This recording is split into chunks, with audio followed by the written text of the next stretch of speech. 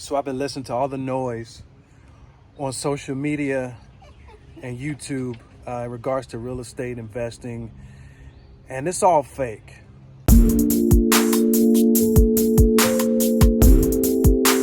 All right, guys. So I'm in front of a property right now that I manage.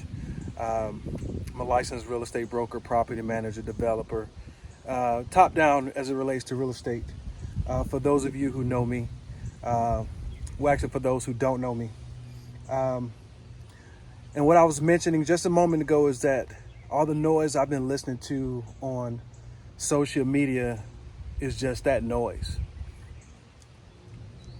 If you're new to the channel, please be sure to subscribe. I believe 80-90% of the viewers of this channel, unfortunately, are not subscribers. So I'm going to request that you guys please do so. I promise you there's some value in this content. Okay, you will definitely learn something. I'm going to ask that you please like, all right, engage the channel. Leave your comments below. I would love to engage with you. Answer some questions possibly, all right? And by all means, please share. And let's get into it, okay? I'm going to ask that you stick around to the end so that you will get the full benefit of this content, all right? Once again, I'm outside of a property that I manage. And I am actually here to do some renovations. I've been working on the project for some time now, a few projects, and I am on the tail end of completing these projects. All right, I'm gonna put you guys down just for a second so I can focus on the content. All right, so bear with me just a second here, where I'm gonna put you. All right, so right there. I am on the tail end of a bathroom renovation, 2 bathroom renovations, and some other projects going on right here. But yeah, man, as an academic, as a real estate professional, I believe in professional growth, continuous learning, and just, making yourself better. And when I extrapolate that into real estate, it enhances the financial benefit. It enhances the wealth. And that's what I want to talk to you guys about, in brief. So yeah, I watch a lot of YouTube channels, a lot of YouTube content, and I'm borderline addicted to it. I have an obsession with learning. And what I've been finding over the last few years is that there's a whole school, there's a whole body of real estate professionals, wholesalers for the most part, syndicated real estate investors. And in my opinion, this is all, it's fake. It's all fake, man. It's all fake. It doesn't give you half of what you need to sustain in this business, okay? Knowing how to put a house under contract, in my opinion, the wrong way, or the fast food way, or the way where you don't know all the nuance, is sophomoric. And when I mean by sophomoric, I mean like just enough to get yourself in trouble, okay? Get a few dollars for the short term. But what you're not understanding is that, a lot of these people, they're not learning real estate, which is not giving them the full benefit of, establishing long-term wealth. These wholesalers, they're not professional. You check them out on social media, they're carrying guns, hair is all jacked up, there's no professionalism whatsoever about them. And it's so annoying as being a real estate professional. You have all these people that are, going to school, learning, investing the time in the business.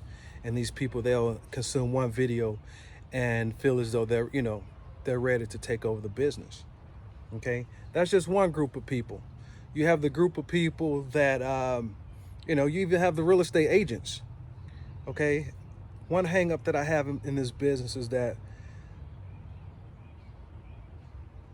it's an industry of amateurs. And what I mean by that, you have a lot of, most states require 60 to 75 hours of real estate education with the extremely difficult exam. Okay, I'm not going to deny that. The salesperson exam is difficult. Then you're going to become a broker like myself. It's more difficult. But I'm not denying that it's difficult. But the problem is, after a lot of the professionals take that, get that license, they don't educate themselves. They know enough to, put a house under contract, and move on about the business. Okay, collect the commission. And that's assuming that the industry is flowing well. There are no hiccups in the deal. All right, and then they have a broker who's, overseeing them. They don't have the ability to give you the many nuances that could possibly take place in a real estate profession, or a one-off, or an anomalous scenario. Okay, and that's why I say a lot of the, it's an industry of amateurs, because the average agent, once they get in there, they're an amateur. They don't know how to properly engage the clients, whether it be seller or the buyer, and properly steer them. They're giving information based upon, what the industry calls commission breath. Okay, and that's basically, in essence, is desperation to collect a commission. All right, so that's where that flaw comes in as it relates to the licensed real estate professional. Okay, and another hang up is the sensationalism. Again, going back to that word, sensationalism. The flash. Everyone's flossing. Everyone assumes that this business is all fancy and all luxurious. You have a group of women out there. That's a huge demographic, and that's, that can go on in another video. They're out there in the business looking for a husband, a rich husband, a guy who's gonna basically open up request to see a house, this nice fancy house, and they get to inquire into his finances when they're speaking with the lender, and the guy's gonna take them out to lunch. She's gonna be able to show him this nice fancy house that he's qualified to buy, and that she's already basically vetted him. She's already vetted the idea that he's a high earner, or he may be wealthy. Okay, and it's all fake. It presents real estate in a negative way. But for those people who are trying to actually establish wealth in this business, long-term wealth, control of their lifestyles, quality of life, which can, in many cases, is not wealthy, and which is what I wanted to kind of interject myself in. A few years ago, I've been a homeowner since I was 22, 23 years old. There's only been a brief period of time where I've rented apartments from the metro Atlanta area. And but yeah, during this time of the last property that I owned, it was a nice subdivision HOA community, and I was actually the vice president and also a board member in the homeowners association, or HOA. And that was this gentleman that I used to talk to. I would frequently walk the community and hang out with my family, my son, the dog sometimes. And that was this guy. Nothing flashy about him. The guy was maybe 70 years old. And I would frequently stop and talk to him. He's in the yard. He knew who I was. He would pick my brain to see what was going on with the board.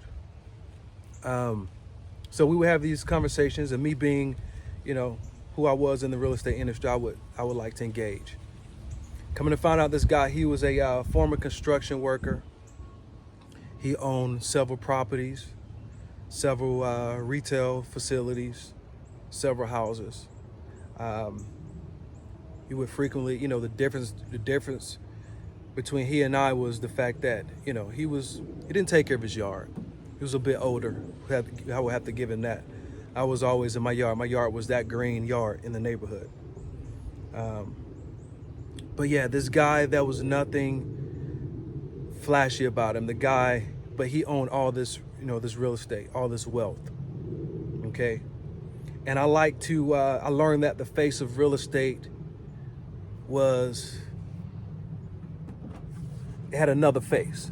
It wasn't what a lot of these 20-year-olds, these millennials, Gen Z, made the real estate industry into being, which in my opinion turned off a lot of people from the business, which made them believe that the industry was, unobtainable. Being in the business was unobtainable. It was this far off concept. I can't do it, which was far from the reality. Far from reality. And I want to actually, I was thinking about this before I turned the camera on. The perfect setup for wealth in this business. Okay, I'm assuming that there's a team established, a team in place. There are a few things that's only needed to be wealth in this game. Okay, all right.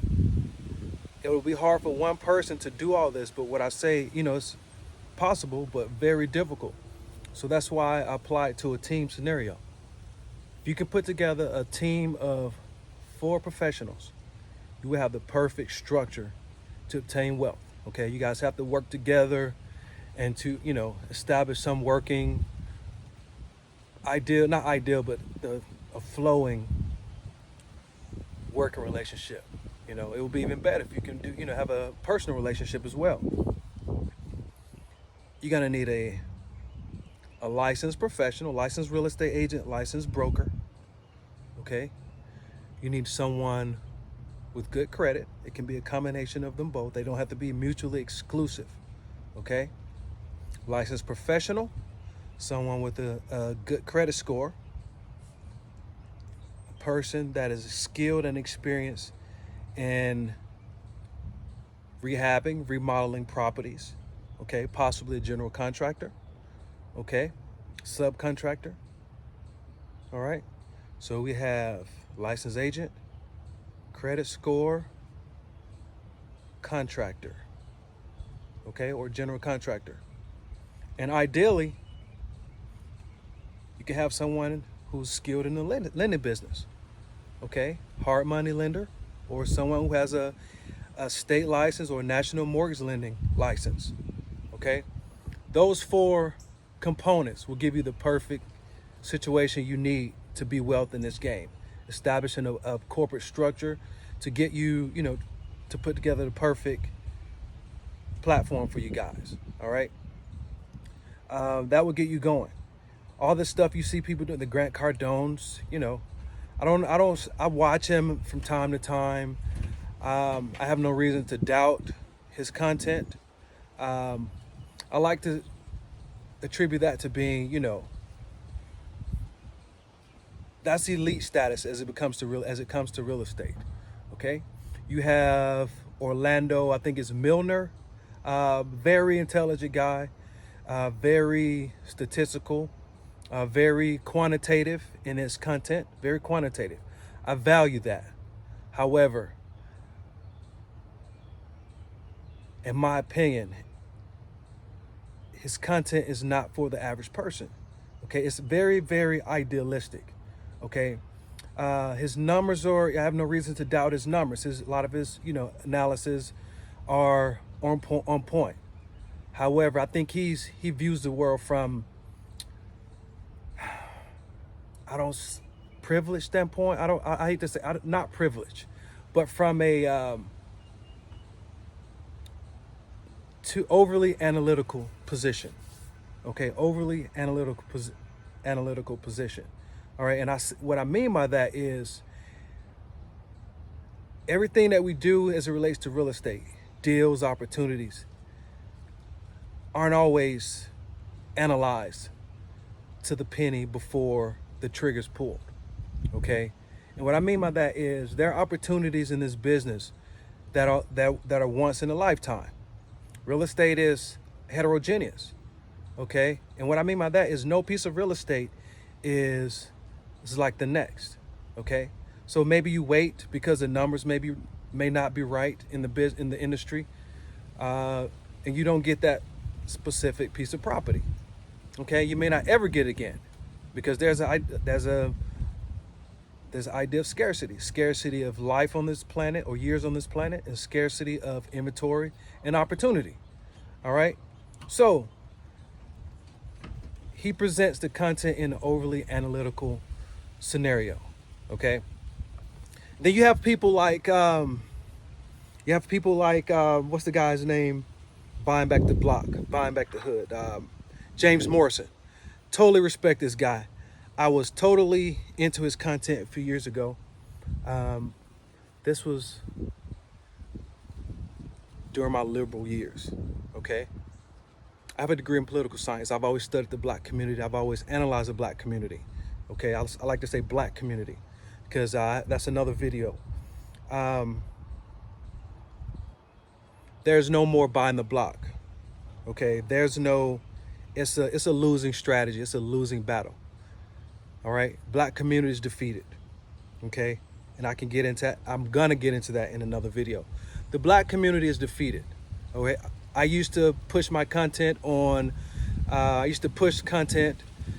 killing myself, stressing myself out over getting the black community or members of the black community to do these things that I knew that were proven, only to later find out that the average black person feels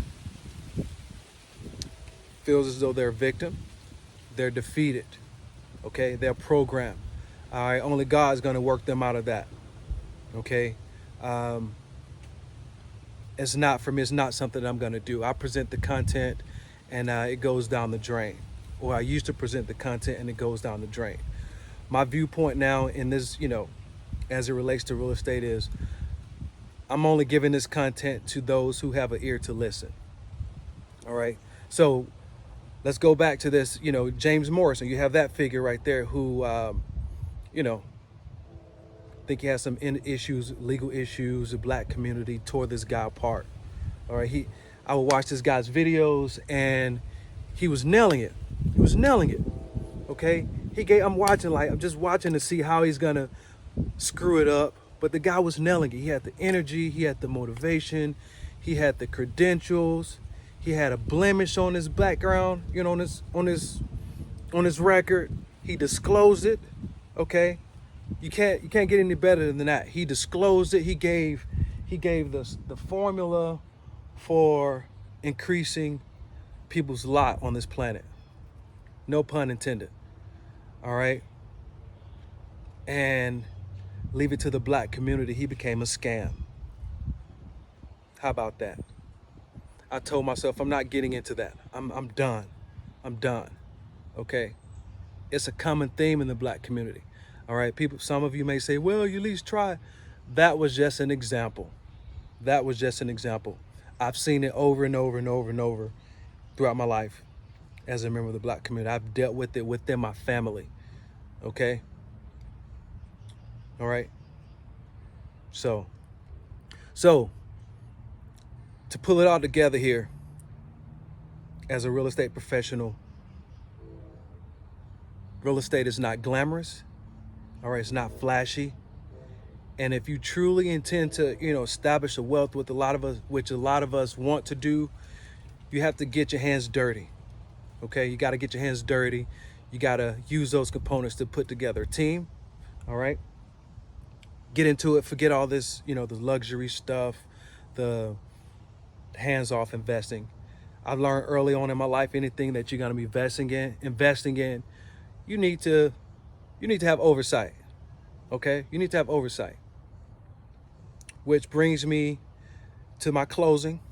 All right, I wanted to show you guys some things that I've learned specifically from being in this business from a hands-on perspective. All right, these bathrooms that I'm finishing right now, I'm sitting outside the property, and I have my layout right here.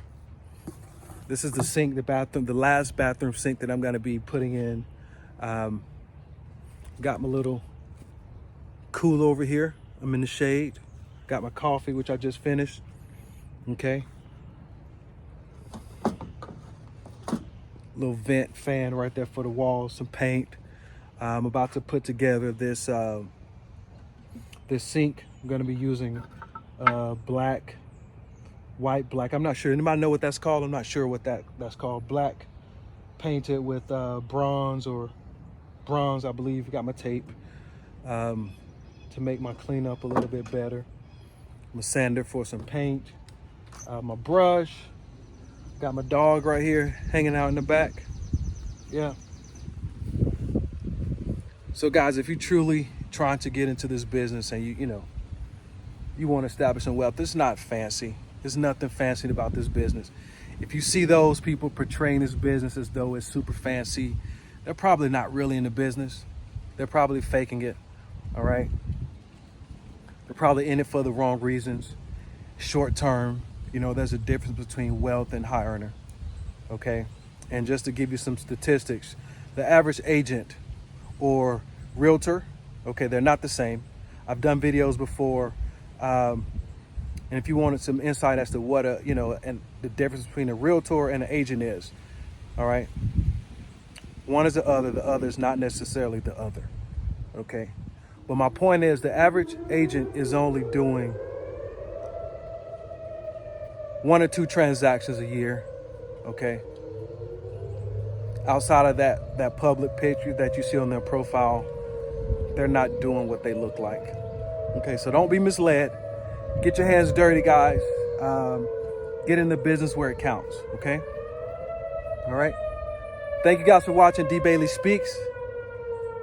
Don't forget to subscribe, jam that notification bell, share the video, and let's see what you have to say in the comments. I'd love to engage with you. Go over to my channel, D Bailey and Associates Realty, and make connection there as well. Talk to you guys later. Peace.